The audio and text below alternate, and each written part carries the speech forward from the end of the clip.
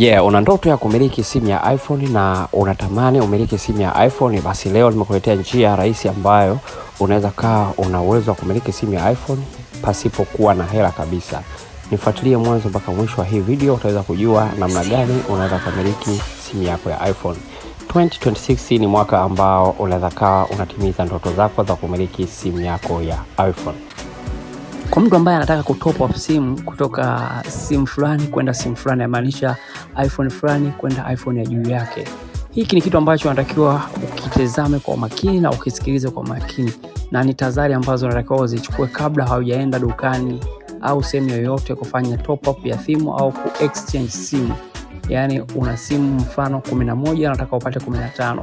Hivi ndio vitu ambavyo unatakiwa uvizingatie na ninavyoenda kuvitaja hapa, na hii ni mifano ya aina ya simu ambazo watu wanazifanyia top up au exchange. Let's go.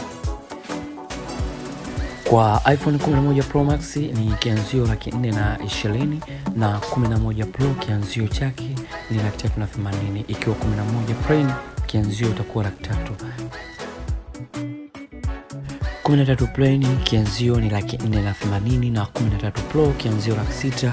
13 Pro Max kianzio $600 na $40. So tunaweza tukaangalia zingine ambazo ziko updated na ambazo ni brand new. 14 Pro kianzio $580 na 14 Pro kianzio $700. 14 Pro Max kianzio $780. Hii ni kwa upande wa 14. Let's go tuangalie 15. 15 Pro kianzio ni $700 na 15 Pro kianzio $840 na 15 Pro Max kianzio ni $1,000,000. So tunaweza tukaenda kuangalia zaidi kwa 16.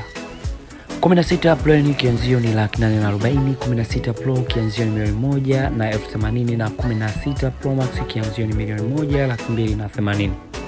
17 Pro kianzio ni $1,000,000 $350,000. 17 Pro kianzio ni $1,000,000 na $800,000 na 17 Pro Max kianzio ni $2,200,000 $250,000.